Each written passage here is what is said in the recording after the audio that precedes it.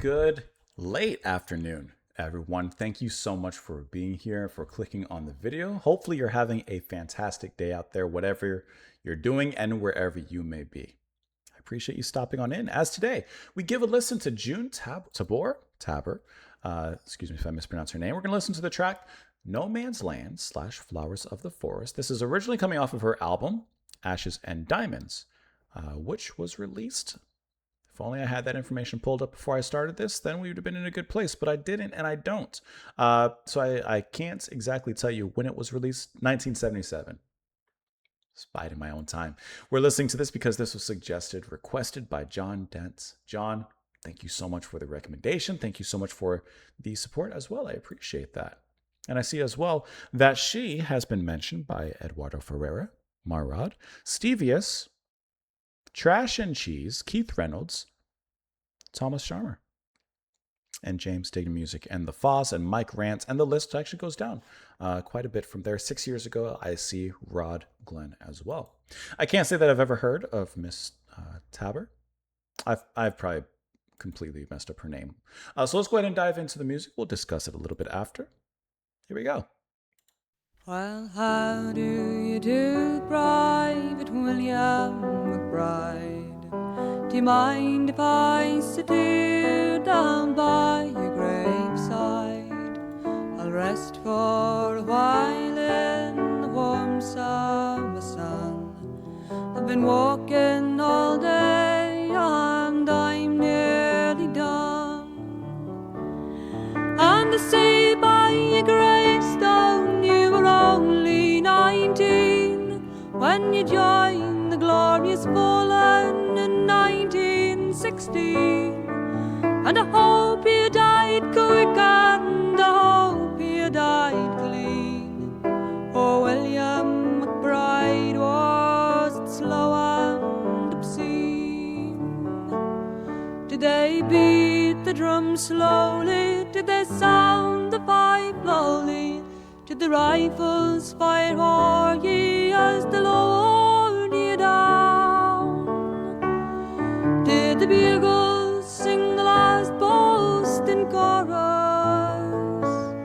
Did the pipes play the flowers of the forest?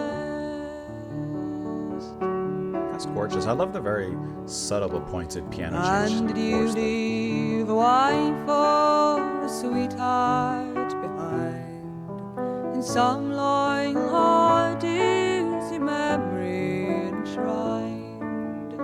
And though you died back in 1916, to that faithful heart are you always 19? It's a good thought.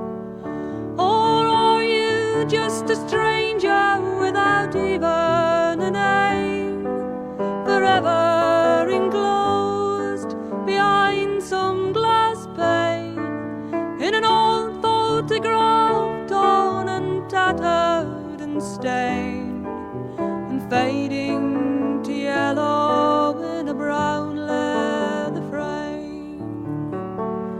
Did they beat the drum slowly? Did they sound the pipe lowly?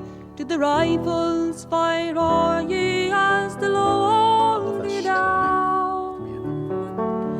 Did the bugles sing the last boast in chorus? Did the pipes play the flowers of the forest?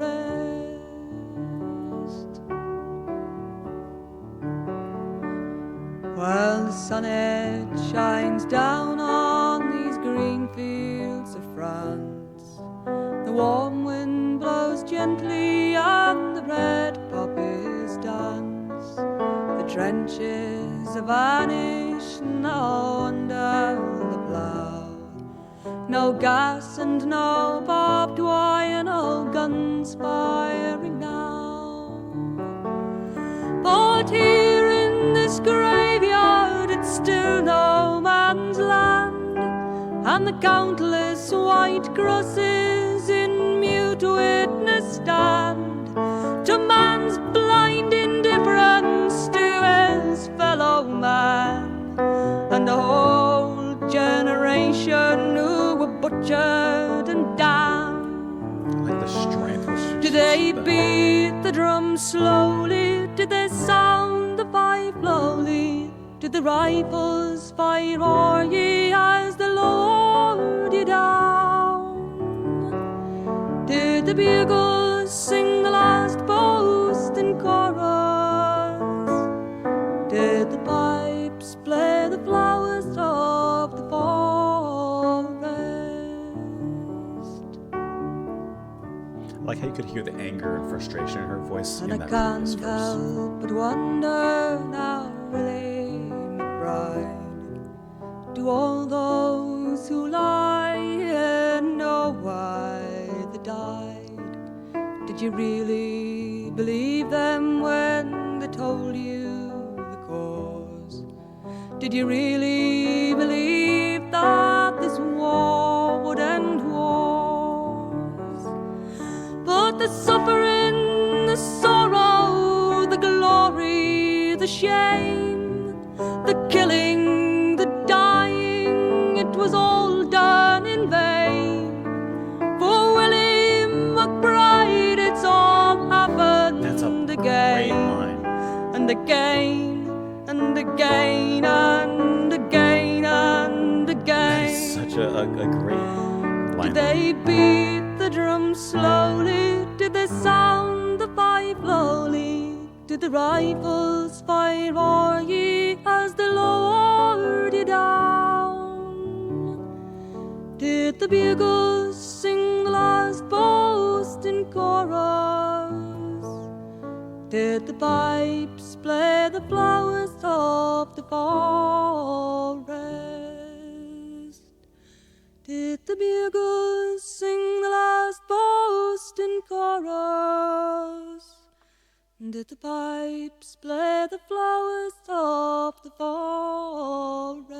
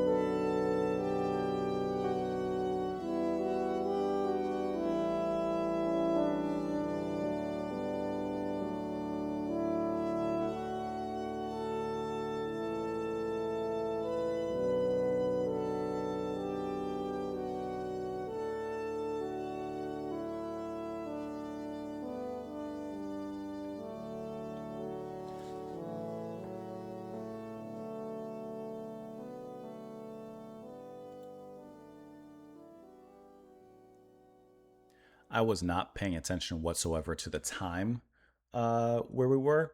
This piece of music went incredibly quick. Okay, I feel like I have a lot to say on this one. I'm gonna try and be not quick about it, but succinct about it. Don't want to overtalk. Incredibly powerful theme, incredible powerful lyrics. That is obvious. I love how the music perfectly accompanies what she's saying, her voice and her delivery, which is incredible to listen to. I see here that she's worked and toured with Maddie Pryor as well as another duo called Silly Sisters, which, I mean, you can definitely hear how the two would so perfectly get along and their voices capturing that nice kind of British folk kind of sound of the 70s and 60s and such. Great voice. And I love how throughout the lyrics, as she's singing, It starts off respectful and kind of inquisitive, of course, as she's talking to this passed away soldier here. And as she's kind of having this conversation, a one sided conversation with him and with his gravestone, I like how, with certain lines, such as we thought that your war that you fought in would end all wars, but it just happened again and again and again and again. The the little bit of frustration and anger that just begins to peak inside of her voice and her delivery, I think is such a stunning little thing. It's such a great moment in the song that increases the characterization, sure, but just the raw emotion. Like, this is real life. This isn't, you know, we're just singing poetry on top of music. Like, this is real life, and things that will have gone on, will go on, are going on. And I just thought that that little moment where it's almost like, as she's singing, obviously her voice is just incredibly beautiful to listen to. It's entrancing. And it's just like, for that little moment there, and actually another one occurs in the track as well, that she doesn't lose the beauty of her voice, but she just allows just a moment, modicum, modicum of like anger, of that raw feeling to come through. Not so much that it changes dramatically the way she performs, but it does give it just that slight little edge. But then she restrains herself. She still remains respectful in this conversation to this soldier. I thought that moment was really cool, and I love how the piano moves along very gently in the music. And then when it gets to that chorus, it just becomes chords that kind of not pound, but just kind of jab at the music there. Now, although I can't say that on off the top of my head that I've heard the piece that she's referring to, the flowers of the forest, I'm assuming, and I very well could be wrong, but I am assuming that the second part, the instrumental section here on the second half of the song, is of course that flowers of the forest. And that's what she continually references. And can I bring this all together? If you don't mind, let's bring this all together. Because I want to kind of wrap things up here. Not like our discussion, but I want to bring everything in line. As she's going through the song and talking to Private William McBride, there's a few things I really like about this. The question of the chorus: did the bugles sing the last post in chorus? Did the pipes play the flowers of the forest? She wonders this continuously. Did they honor you in this way? Did they beat the drum slowly? Did they sound the pipe low? Like, what happened on that day that they lowered you down here to this place that I'm talking to at? And I like how she takes it upon herself. That's the thing I like. She takes it upon herself. Did the pipes play the flowers of the forest? She basically says, well, whether they did or not, I'm going to play it for you. And I think that way of including that second half into this song is perfect and so heartfelt and honorable. I think that is such a standout moment here, and it's beautifully played how it is on the organ there when she brings that in. Let's go through the lyrics here because we're going to bring this all together. I got some few other things I want to mention. Well, how do you do, Private William McBride? Do you mind if I sit down here by your graveside and rest for a while in the warm summer sun? I've been walking all day and I'm nearly done. Okay. Well, actually, let me finish this verse. And I see by your gravestone you're only 19 when you joined the glorious fallen in 1916. Well, I hope you died quick and I hope you died clean. Or, William McBride, was it slow and obscene? So there's a few things just in that verse. One, she said, I hope you died quick, hope you died clean. Or, like violence and war and tragedy, was it slow and obscene? Hope for the best, but, there's that reality and realization, no, maybe it was horrible. Let's just, be straight ahead. I also like the beginning. How do you do, Private William McBride? Very proper, very respectful. Do you mind if I sit here? Why is she sitting there? She says she's been walking all day. Where do you think she's walking from? And where do you think she's walking to that she's been walking all day? Do you think that there could be many answers, and I don't have an answer. Do you think that she's walking amongst the gravestones, paying her respects in moments of silence, walking around for most of the day? not necessarily having a particular aim, destination, or goal. Maybe she's visiting a relative or someone she knew that's in the graveyard as well. Or maybe not. Maybe she's there just in deep reverence and respect. And she happens to stop by this random grave. Now, I could Google Private William McBride, see if this is a real person. Can I tell you? Let me just go with my own mind canon that she just stopped at this unfortunate this gravestone of a random person and just paid honor to him. Private William McBride. And that's why she has all these questions, right? And did you leave a wife or a sweetheart behind? In some loyal heart is your memory enshrined. And though you died back in 1916, to that faithful heart, are you always 19? Do the people you left behind always look at you the same age? Or it's just these questions. I like how they're asked. Or are you just a stranger without even a name? Forever enclosed behind some glass pane, in an old photograph torn and tattered and stained, and fading to yellow in a brown leather frame? Or are you just a picture of someone from the past that is sitting in a museum, is sitting at the bottom of someone's family trunk that no one's opened in 100 years? Are you just an old picture that's floating around the internet and no one knows who you are? Like, I love that kind of deep, is empathetical a word? That deep form of empathy and being able to just like really try and look into the other side, look into someone else's life in their eyes. And I think that is such a really beautiful thing. And can I speak personally? It is something that I personally try to think of all the time. This is going to sound very silly. There's a poem from Edgar Allan Poe, and a long time ago, I'm talking like when I was in high school, so probably like 2 years ago or so. There was a poem in there, maybe a short story, or I suppose, in which he sat at, I believe, a bus stop, and he was basically just wondering about the lives of the people that were walking by him. And ever since I read that poem, or that short story, I don't remember what it was now. It was you would think I would remember from 2 years ago. Ever since I read that, I've always kept that in my mind. To the person that just walked past me that was getting her exercise, I see like a moment ago, that person has their own life with ups and downs and tragedies and joys. And, to the car that just sped past in the neighborhood, they should slow down. Maybe there's something that I don't know. Maybe they're rushing to get home to take care of an elderly parent. Maybe, they're working 3 jobs and they get like thinking about the other person. Like, I'm sorry, let me pull it back. But I think that is a very important thing. And I wish that people thought about each other a little bit more in that deep way. Like in that deeper emotional resonance. I think everybody would be a little kinder to each other. Sorry, I kind of went off a little bit. And of course, repeats the chorus.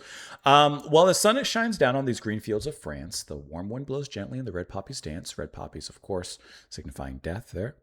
The trenches have vanished, now under the plow. No gas, no barbed wire, no guns firing now. But here in this graveyard is still no man's land, and the countless white crosses in mute witness stand to man's blind indifference to his own fellow man, and a whole generation who were butchered and damned. And that's the other line where she says that she kind of spits that out a little bit. And this is what I'm getting at, to man's blind indifference. And I don't like to generalize, and I won't say I will never, because I have my faults as well. But a lot of people, I feel, have an indifference to a fellow man and their fellow person. And I think just showing a little bit of, even, I mean, obviously acts are good, but even just having that mental empathy and thought towards other people, eventually it'll show in what you do and how you think and how you react to things, and maybe situations that aren't best. Okay, let me get down.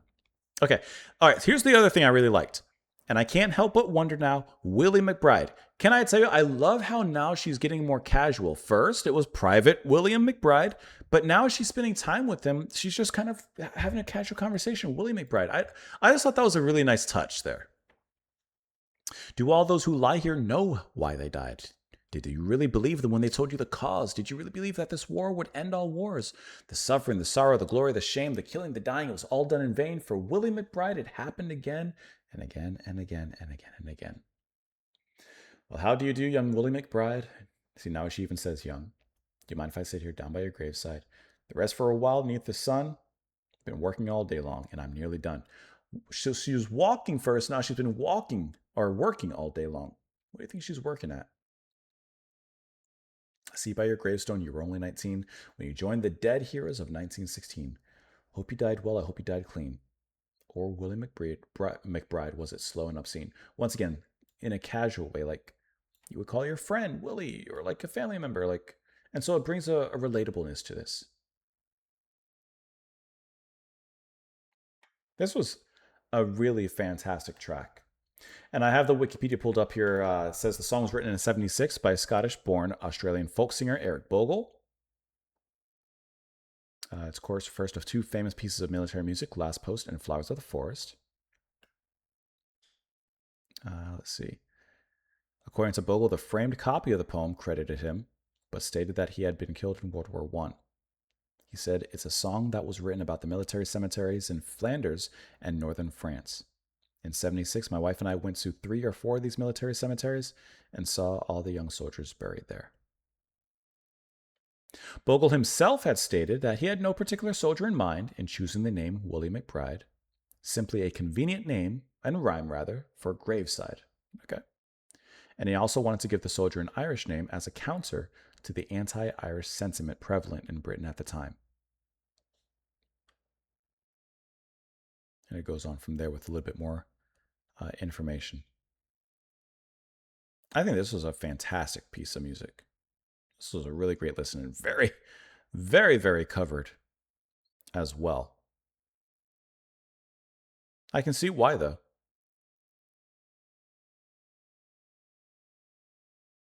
I was just looking through the names here. Yeah, this is a really fantastic and a true to time, unfortunately, piece of music here. Really, really enjoyed that though. And I like how I just love how it's written and the way that she performed that in every single respect there. That's a really good recommendation. John, thank you so much for the request. I appreciate that. Thank you so much for the support as well. I would love to hear what you guys thought down below in the comments. I hope that you enjoy the rest of your day, morning, afternoon, or night. And I will see you all next time. Bye, guys.